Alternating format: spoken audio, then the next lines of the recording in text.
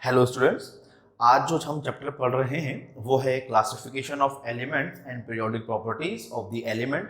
ये जो चैप्टर है ये क्लास 11 का है। वैसे तो हमने इस चैप्टर के 2 प्रीवियस वीडियो देख चुके हैं और ये इस सीरीज का 3rd वीडियो है। हमने प्रीवियस वीडियो में बात की थी about periodic table and history of periodic table, और अब इस वीडियो में हम पढ़ने वाले हैं पीरियोडिक प्रॉपर्टी। तो याद रखिएगा कि जब भी कभी हम हमारे पीरियोडिक टेबल में लेफ्ट टू राइट या फिर टॉप टू बॉटम जाते हैं, कहने का अर्थ ये है हम जाएंगे अलोंग द पीरियड या हम जाएंगे डाउन द ग्रुप, तब कुछ स्पेसिफिक प्रॉपर्टीज ऐसी होती हैं जो या तो इंक्रीज होंगी ग्रेजुअली या फिर डिक्रीज होंगी ग्रेजुअली। इन प्रॉपर्टीज को हम कहते हैं पीरियोडिक प्रॉपर्टीज। कुछ एग्जांपल जो हैं वो है atomic radius, ionization energy, electron affinity, reducing and oxidizing nature, electronegativity, melting point, boiling point, etcetera etcetera. ऐसे बहुत सारी प्रॉपर्टीज हैं जिनको हम धीरे धीरे डिस्कस कर लेंगे। तो जो फर्स्ट प्रॉपर्टी हम अभी पढ़ने वाले हैं वो है साइज ऑफ एटम। याद रखना है कि अलग अलग एटम्स के लिए साइज भी डिफर करता है, अलग अलग होता है, और जो एटम है उसका साइज डिफाइन होता है उसकी रेडियस से। जिस एटम की रेडियस कम होगी उसका साइज कम होगा, जिस एटम की रेडियस ज़्यादा होगी उसका साइज भी ज़्यादा होगा। वैसे साइज के लिए अगर हम देखें तो वॉल्यूम बेटर पैरामीटर है, मतलब हम किसी भी एटम के साइज को कंपेयर कर सकते हैं, चेक कर सकते हैं with the help of its volume. उसका वॉल्यूम अगर कम है तो उसका साइज भी कम होगा, अगर उसका वॉल्यूम ज़्यादा है, वॉल्यूम ऑक्युपाइड ज़्यादा है, तो उसका साइज भी क्या होगा, ज़्यादा होगा। आपको मालूम है कि जो एटम है उसकी शेप को हमने एज स्फीयर अज्यूम किया था, ये बात हम कर चुके थे स्ट्रक्चर ऑफ एटम वाले वीडियोज़ में। तो जैसा हम बात कर रहे हैं कि हमने एटम के साइज को स्फेरिकल माना, तो जो आपका स्फीयर का वॉल्यूम होता है वो होता है 4/3 पाई आर क्यूब, और यही फॉर्मूला होगा for volume occupied by the atom. अगर कोई एटम कोई स्पेसिफिक वॉल्यूम ऑक्युपाई कर रहा हो तो उस वॉल्यूम के लिए जो फॉर्मूला होगा, सूत्र होगा, वो होगा volume is equal to 4/3 pi R cube. 4, 3, pi तो कॉन्स्टेंट्स हैं, और यहाँ पर जो आर है वो है आपका रेडियस ऑफ एटम। तो यहाँ से प्रूव हो रहा है कि अगर R कम होगा तो V कम होगा, R अधिक होने पर V भी अधिक होगा। जिसका V वॉल्यूम कम उसका साइज कम, और जिसका V वॉल्यूम ज़्यादा उसका साइज भी ज़्यादा। तो एट द एंड रेडियस कम होने पर वॉल्यूम कम होगा, साइज कम होगा। रेडियस अधिक होने पर वॉल्यूम भी अधिक होगा, साइज भी अधिक होगा। हमने ये पढ़ लिया। अब याद रखना है कि पीरियोडिक टेबल में ट्रेंड क्या है, मतलब साइज जो होगा वो टेबल में किधर बढ़ रहा है किधर कम हो रहा है, अलोंग द पीरियड क्या चेंज आएंगे, अलोंग द ग्रुप क्या चेंज आएंगे। तो अगर हम प्रॉपरली पीरियोडिक टेबल में ऑब्जर्व करते हैं अबाउट साइज ऑफ एटम को, तो हम ये पाते हैं कि मूविंग अलोंग पीरियड, मतलब जब हम पीरियड के along left to right move करेंगे, बाएं से दाएं जाएंगे, तो आपके एटम का साइज क्या हो रहा है, डिक्रीज हो रहा है। मतलब आगे बढ़ने पर किसी भी पीरियड में अगर हम आगे बढ़ते हैं, लेफ्ट टू राइट बढ़ते हैं, तो साइज ऑफ एटम क्या होता है, डिक्रीज होता है, आपके परमाणु का आकार घट जाता है। अब मान लीजिए कि अगर ये आगे की तरफ अलोंग द पीरियड कम हो रहा है, डिक्रीज हो रहा है, घट रहा है, तो ये टॉप टू बॉटम क्या होगा, इंक्रीज होगा। कोई भी periodic property along the period अगर इंक्रीज होती है तो डाउन द ग्रुप वो डिक्रीज होगी, अगर अलोंग द पीरियड डिक्रीज होगी तो डाउन द ग्रुप वो इंक्रीज होगी। दोनों तरफ जो चेंजेस हैं वो अपोजिट होते हैं। तो जैसे ये अलोंग द पीरियड क्या हो रहा है, साइज ऑफ एटम डिक्रीज हो रहा है, तो टॉप टू बॉटम जाने पर मूविंग अलोंग द ग्रुप जब आप जाएंगे ऊपर से नीचे जब जाएंगे तो साइज क्या हो जाएगा, इंक्रीज हो जाएगा। तो जो टेबल है उसमें हमने ये पाया कि जब हम साइज की बात करते हैं और मूव करते हैं लेफ्ट टू राइट, तो साइज क्या होता है, कम होता है, डिक्रीज होता है, और ऊपर से नीचे किसी भी ग्रुप में आने पर साइज क्या होगा, इंक्रीज हो जाएगा। अब ये क्यों हो रहा है, इसकी वजह क्या है, तो हम पढ़ते हैं factors affecting size of the atom, कि आपके एटम के साइज को कौन कौन से ऐसे फैक्टर्स हैं जो अफेक्ट करते हैं, जो उसको चेंज कर सकते हैं। तो जो पहला पैरामीटर है वो है इफेक्टिव न्यूक्लियर चार्ज। इससे पहले कि हम इस बात पर डिस्कशन करें, हम पहले समझ लेते हैं कि इफेक्टिव न्यूक्लियर चार्ज किसे कहते हैं।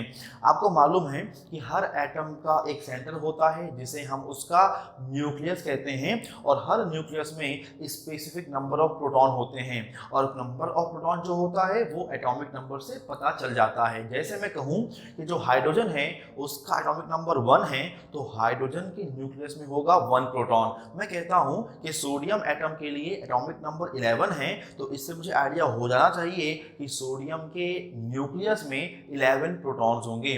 तो जितना आपके एटम का एटॉमिक नंबर होगा उसमें उतने ही प्रोटॉन्स होंगे।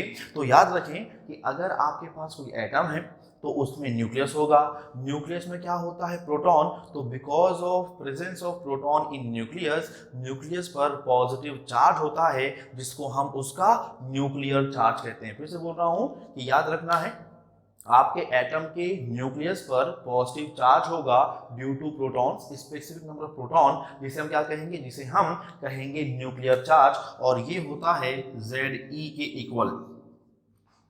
अब यहां पर Z क्या है, तो Z एटॉमिक नंबर है और E है चार्ज प्रेजेंट ऑन 1 प्रोटॉन। लेकिन आपको याद रखना है कि ये जो अभी हमने बात की है क्वांटिटी की, ये क्या है, न्यूक्लियर चार्ज है, और यहाँ पर लिखा हुआ है इफेक्टिव न्यूक्लियर चार्ज। ये क्या होता है, तो इस पे गौर करें। मान लीजिए ये आपका न्यूक्लियस है, ये आपका फर्स्ट शेल है, ये आपका सेकेंड शेल है, ये आपका थर्ड शेल है। मैं ऐसे मानता हूं कि थर्ड शेल ही क्या है, आउटर मोस्ट शेल है। आपको पता होगा कि किसी भी एटम के फर्स्ट शेल में आते हैं 2 इलेक्ट्रॉन, तो देखिए मैंने यहाँ पर 2 डॉट बना दिया है, मतलब वो क्या है, 2 इलेक्ट्रॉन है। अगर सेकेंड शेल होगा तो उसमें आते हैं मैक्सिमम 8 इलेक्ट्रॉन, तो मैंने क्या करना है, मैं यहाँ पर 8 डॉट्स बना रहा हूं। इसका मतलब क्या होगा कि सेकेंड शेल में क्या है, 8 इलेक्ट्रॉन्स हैं। अब मान लो कि आउटर मोस्ट शेल में 2 ही इलेक्ट्रॉन है, ऐसा हम अज्यूम कर लेते हैं कि आउटर मोस्ट शेल में क्या है, 2 इलेक्ट्रॉन है। तो जो न्यूक्लियस होगा जिसपे चार्ज Ze है, जिसे हम क्या कह रहे हैं, न्यूक्लियर चार्ज कह रहे हैं, वो क्या होगा, वो हर शेल के इलेक्ट्रॉन को अट्रैक्ट करेगा। मतलब न्यूक्लियस का पॉजिटिव चार्ज एक्सर्ट होगा फर्स्ट शेल पर, सेकेंड शेल पर और थर्ड शेल पर भी। मतलब न्यूक्लियस फर्स्ट शेल के इलेक्ट्रॉन को अट्रैक्ट करेगा, सेकेंड शेल के इलेक्ट्रॉन को भी अट्रैक्ट करेगा और थर्ड शेल के इलेक्ट्रॉन्स को भी अट्रैक्ट करेगा। लेकिन ऐसा पाया गया कि अगर आपके पास बाहर के शेल के बारे में बात की जाए तो जो इनर शेल होते हैं उनके इलेक्ट्रॉन न्यूक्लियस के चार्ज को आउटर मोस्ट शेल तक पहुंचने से रोकते हैं, जिसको हम स्क्रीनिंग कहते हैं। और इसको हम फिर से डिस्कस करेंगे एक बार और जब हम पढ़ेंगे ये टॉपिक। अभी समझिए मैं क्या बोलना चाह रहा हूं, मैं ये बोलना चाह रहा हूं कि न्यूक्लियस का जो पॉजिटिव चार्ज है वो आउटर मोस्ट शेल तक पहुंचेगा। मतलब वहां क्या लगेगा, एक पुल लगेगा toward the centre. Nucleus electrons को अपनी ओर आकर्षित करेगा, अपनी ओर अट्रैक्ट करेगा। लेकिन दिक्कत यहाँ पर यह है कि जो ये इलेक्ट्रॉन्स हैं फर्स्ट शेल और सेकेंड शेल के, वो क्या करते हैं, वो न्यूक्लियस के अट्रैक्शन फोर्स को आउटर मोस्ट शेल तक जाने से रोकते हैं। मतलब अगर मान लो कि न्यूक्लियस पे चार्ज Ze है तो जो उसका पावर होगा वो पूरा पूरा आउटर मोस्ट शेल तक नहीं पहुंचेगा, वहां पे कुछ कमी आएगी।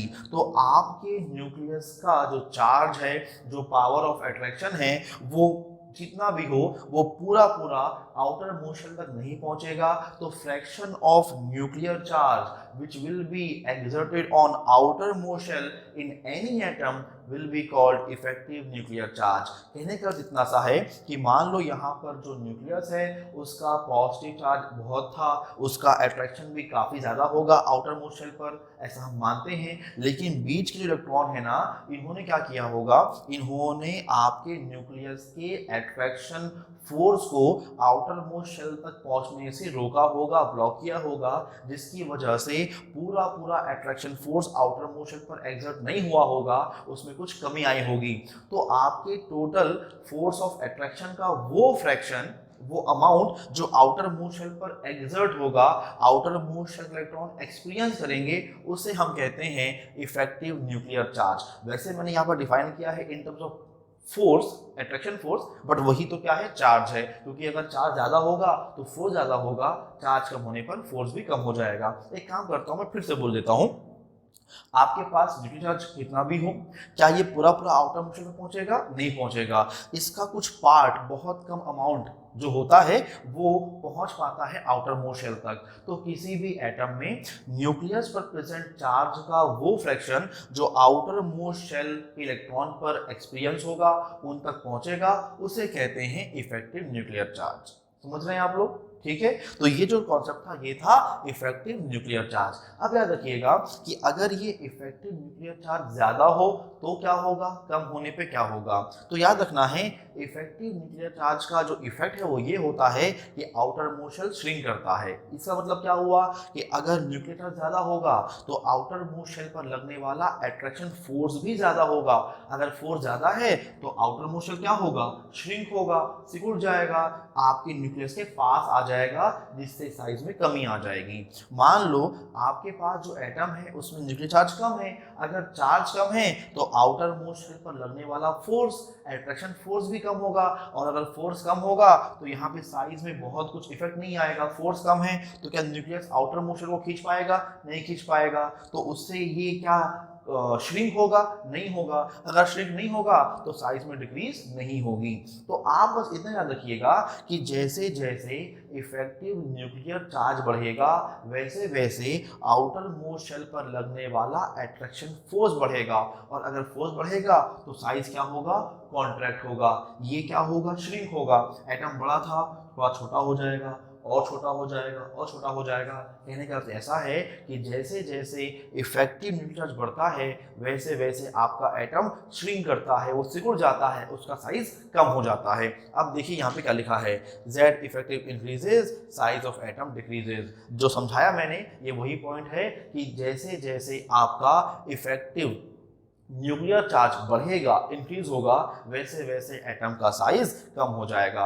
अब याद रखिए कि जब आप किसी पीरियड में आगे बढ़ते हो तो आप ये पाओगे कि उन एटम्स के लिए, उन एलिमेंट्स के लिए एटॉमिक नंबर बढ़ता है। जैसे कार्बन 6 है, फिर नाइट्रोजन 7 आएगा, फिर ऑक्सीजन 8 वाला आएगा, फिर फ्लोरीन 9 वाला है, फिर नियॉन 10, एटॉमिक नंबर है इनके। अब जैसे जैसे एटॉमिक नंबर बढ़ रहा है वैसे वैसे नंबर ऑफ प्रोटॉन बढ़ेंगे, और नंबर ऑफ प्रोटॉन के बढ़ने से न्यूक्लियर चार्ज बढ़ेगा, और न्यूक्लियर चार्ज बढ़ने से क्या होगा, इफेक्टिव न्यूक्लियर चार्ज भी बढ़ेगा। ठीक है, ये क्या है, ZE न्यूक्लियर चार्ज जो बढ़ेगा किसके साथ, एटॉमिक नंबर बढ़ने के साथ। और अगर ZE बढ़ रहा हो तो effective nuclear charge Z effective भी बढ़ता है, और अगर आपका Z इफेक्टिव बढ़ेगा साइज ऑफ एटम डिक्रीज होगा। तो अलोंग द पीरियड मूव करने पर Z इफेक्टिव की वैल्यू बढ़ती जाती है, जिसकी वजह से आपके एटम का साइज डिक्रीज करता है। ये देखिए, आगे बढ़ने पर, अलोंग द पीरियड मूव करने पर साइज क्या हो रहा है, साइज ऑफ एटम डिक्रीज कर रहा है। अब हम डिस्कस करते हैं प्रॉपर्टी नंबर 2, स्क्रीनिंग इफेक्ट। इसको हम शील्डिंग इफेक्ट भी कहते हैं। हिंदी में स्क्रीनिंग इफेक्ट को परिरक्षण प्रभाव कहते हैं। फिर से बोलूंगा, हिंदी में स्क्रीनिंग इफेक्ट को परिरक्षण प्रभाव कहा जाता है। अब ये क्या होता है, तो इसमें ये बोला गया कि किसी भी एटम में न्यूक्लियस और आउटर मोस्ट शेल, ये सेम चीज है, मैं फिर से बोल रहा हूँ, जो हमने बातें यहाँ डिस्कस की वही ये हैं, तो फिर से सुन लीजिए, रिवीजन हो रहा है ऐसा मान लीजिए। तो सुनो क्या होता है स्क्रीनिंग इफेक्ट। किसी भी एटम में न्यूक्लियस और आउटर मोस्ट शेल के बीच के जो शेल होंगे उनमें प्रेजेंट इलेक्ट्रॉन न्यूक्लियस के अट्रैक्शन फोर्स को, न्यूक्लियस के चार्ज को आउटर मोस्ट शेल के इलेक्ट्रॉन तक पहुंचने से रोकते हैं, ब्लॉक करते हैं। इस फिनोमेना को हम स्क्रीनिंग इफेक्ट या शील्डिंग इफेक्ट और हिंदी में परिरक्षण प्रभाव कहते हैं। हुआ क्या है वो ध्यान दीजिए। जैसे मान लीजिए कि यहाँ पर जो न्यूक्लियस है, ये न्यूक्लियस है आपका, ये आउटर मोस्ट शेल पर क्या करेगा, अट्रैक्शन लगाएगा, फोर्स ऑफ अट्रैक्शन लगाएगा। लेकिन अगर इनके बीच में, मतलब न्यूक्लियस और आउटर मोस्ट शेल के बीच में ये इलेक्ट्रॉन है, ये इलेक्ट्रॉन है, ये इलेक्ट्रॉन है, ये और ये इलेक्ट्रॉन है, ये मौजूद है, प्रेजेंट है, तो ये क्या करते हैं, ये न्यूक्लियस के चार्ज को, न्यूक्लियस के फोर्स ऑफ अट्रैक्शन को आउटर मोस्ट शेल के इलेक्ट्रॉन्स इन तक पहुंचने से रोकते हैं, ब्लॉक करते हैं, एक तरह से शील्ड कर देते हैं। और जिससे क्या होगा, इससे ये होता है कि इसका जो अट्रैक्शन फोर्स जितना पहुंचना चाहिए था उतना नहीं पहुंचता, कुछ कम पहुंचता है, अमाउंट कम हो जाता है। ये जो फिनोमेना है, ये फिनोमेना ही क्या है, शील्डिंग इफेक्ट है। ये बिल्कुल वैसा है कि मान लीजिए यहां पर एक व्यक्ति खड़ा है और ये सामने देख रहा है, ठीक। अब इसको यहाँ पर एक व्यक्ति नजर आ रहा है, ठीक है, मान लो एक और व्यक्ति है नजर आ रहा है। अब मान लेते हैं कि एक व्यक्ति और वो यहाँ चलना शुरू करता है और सामने आकर खड़ा हो जाता है, ठीक है। तो पहले क्या था, पहले सिर्फ ये व्यक्ति था और फिर कौन था, ये था, और ये इसको देख रहा था, नजर आ रहा था। बट क्या हुआ कि एक और व्यक्ति चलता हुआ आया और जस्ट इसके सामने आकर खड़ा हो गया। तो इससे क्या होगा, अब इस वाले व्यक्ति को ये दिखेगा क्या, नहीं दिखेगा। क्यों, क्योंकि ये वाला व्यक्ति सामने आ गया, मतलब इस व्यक्ति ने इसको ब्लॉक कर दिया, शील्ड कर दिया, सामने खड़ा हो गया, पर्दा बना दिया, एक वॉल फॉर्म कर लिया, ऐसा आप कह सकते हैं। तो ये जो चीजें हो रही हैं यही तो क्या है, शील्डिंग है। तो यहाँ पर भी जो इनर शेल के इलेक्ट्रॉन्स हैं, जैसे इस एग्जांपल में क्या है, थर्ड शेल है, आउटर मोस्ट शेल, तो जो उसके पहले शेल होंगे, पहले और दूसरे के, ये जो होंगे इनर शेल के इलेक्ट्रॉन आपके न्यूक्लियस के फोर्स ऑफ अट्रैक्शन को या न्यूक्लियर चार्ज को आउटर मोस्ट शेल तक पहुंचने से रोकते हैं, ब्लॉक करते हैं, शील्ड करते हैं। और इससे क्या होगा कि न्यूक्लियस का अट्रैक्शन आउटर मोस्ट शेल तक 100% नहीं पहुंचता, कुछ कम पहुंचता है। ये फिनोमेना ही क्या है, स्क्रीनिंग इफेक्ट है। ये फिनोमेना क्या है, आपका शील्डिंग इफेक्ट है। हिंदी में इसको कहते हैं परिलक्षण प्रभाव। अब इसका प्रभाव क्या है, इसका इफेक्ट क्या होगा, तो अगर शील्डिंग इफेक्ट ज्यादा हो तो न्यूक्लियस का अट्रैक्शन नहीं पहुंचेगा आउटर मोस्ट शेल पर। फिर से बोलता हूं, अगर शील्डिंग इफेक्ट ज्यादा हो, अगर शील्डिंग इफेक्ट ज्यादा हो तो न्यूक्लियस का अट्रैक्शन आउटर मोस्ट शेल तक नहीं पहुंचेगा। अगर अट्रैक्शन नहीं पहुंचेगा तो साइज में डिक्रीज नहीं आएगा। इसका अर्थ ये हुआ कि शील्डिंग इफेक्ट ज्यादा होने पर साइज डिक्रीज नहीं होगा, मतलब साइज भी ज्यादा होगा। और अगर मान लो शील्डिंग इफेक्ट कम है, मतलब क्या है कि ये जो इलेक्ट्रॉन है बीच के, ये न्यूक्लियस के अट्रैक्शन को ब्लॉक नहीं कर पाते हैं, तो क्या होगा, अट्रैक्शन आउटर मोस्ट शेल तक पहुंचेगा और हाई अमाउंट में पहुंचेगा, ऑलमोस्ट 100% मान लो, ऐसा कह सकते हैं, पहुंच जाएगा। उससे क्या होगा, अट्रैक्शन हाई होने पर आउटर मोस्ट शेल श्रिंक कर जाएगा, साइज में कमी आ जाएगी। तो याद रखना है कि अगर शील्डिंग इफेक्ट कम होगा तो साइज डिक्रीज करेगा, अगर शील्डिंग इफेक्ट ज्यादा हो तो साइज डिक्रीज नहीं करता, साइज ज्यादा होता है। तो अगर हम जमाए रिलेशन तो वो ये होगा, स्क्रीनिंग इफेक्ट इंक्रीज होने पर साइज ऑफ एटम भी क्या होगा, इंक्रीज होगा। और अगर स्क्रीनिंग इफेक्ट डिक्रीज होता है तो साइज ऑफ एटम भी डिक्रीज होता है। एट द एंड इसको ऐसा मानिए कि स्क्रीनिंग इफेक्ट कम तो साइज ऑफ एटम भी कम, स्क्रीनिंग इफेक्ट हाई तो साइज ऑफ एटम भी क्या होगा, लार्ज होगा, ज्यादा होगा। तो ये था हमारा स्क्रीनिंग इफेक्ट। अब हम बात करते हैं नंबर ऑफ शेल की। आपको मालूम है कि शेल वो सर्कुलर पाथ है जिसमें इलेक्ट्रॉन न्यूक्लियस के अराउंड रिवॉल्व करता है। हमने बात की थी कि हमारे एटम में न्यूक्लियस के चारों तरफ इलेक्ट्रॉन सर्कुलर पाथ में क्या करता है, रिवॉल्व करता है। और इन सर्कुलर पाथ को हम क्या कहते हैं, शेल कहते हैं। इन्हें हम क्या कहते हैं, शेल कहते हैं। तो याद रखिए कि ये आपका न्यूक्लियस हो गया और ये आपका फर्स्ट शेल। तो याद रखिए ये एक शेल वाला एटम है। अब मान लो मेरे पास एक और एटम है जिसमें दो शेल हैं, तो ये उसका न्यूक्लियस और यहाँ पर मान लो दो शेल आ गए। अब मान लो मेरे पास एक और एटम है जिसमें तीन शेल हैं, तो ये उसका न्यूक्लियस, ये पहला शेल, ये दूसरा शेल और ये तीसरा शेल। तो आप खुद चेक करें कि जैसे जैसे नंबर ऑफ शेल बढ़ रहे हैं वैसे वैसे साइज बढ़ रहा है। आप खुद देखिए, यहाँ पे एक शेल है, यहाँ पर दो शेल है और यहाँ पर तीन शेल हैं। तो जैसे जैसे नंबर ऑफ शेल बढ़ेगा वैसे वैसे एटम का साइज भी क्या होगा, बढ़ेगा। हिंदी में शेल को कोश कहते हैं, ठीक है। तो यहाँ पे क्या लिखा हुआ है, number of shell increases, size of atom increases. हम समझ गए इस चीज को कि अगर नंबर ऑफ शेल बढ़ेगा तो ऑब्वियस है साइज ऑफ एटम भी क्या होगा, बढ़ेगा। तो ये जो हमने बातें की थी ये क्या है, ये हमारा साइज ऑफ एटम पर डिस्कशन था। और हमने ये भी पढ़ लिया कि आपके ऐसे कौन कौन से फैक्टर्स हैं जो साइज ऑफ एटम को अफेक्ट करते हैं। हमने ये भी सीखा कि पीरियोडिक टेबल में जब हम लेफ्ट टू राइट जाएंगे तो साइज ऑफ एटम क्या होता है, डिक्रीज होता है। वजह क्या है, वजह है आपका increase in effective nuclear charge. और जब हम ऊपर से नीचे आएंगे किसी भी ग्रुप में, टॉप टू बॉटम आएंगे तो क्या होगा, साइज ऑफ एटम इंक्रीज होगा, साइज ऑफ एटम इंक्रीज होगा। वजह क्या है, वजह ये है कि ऊपर से नीचे आने पर नंबर ऑफ शेल बढ़ता है, इसलिए साइज भी बढ़ता है।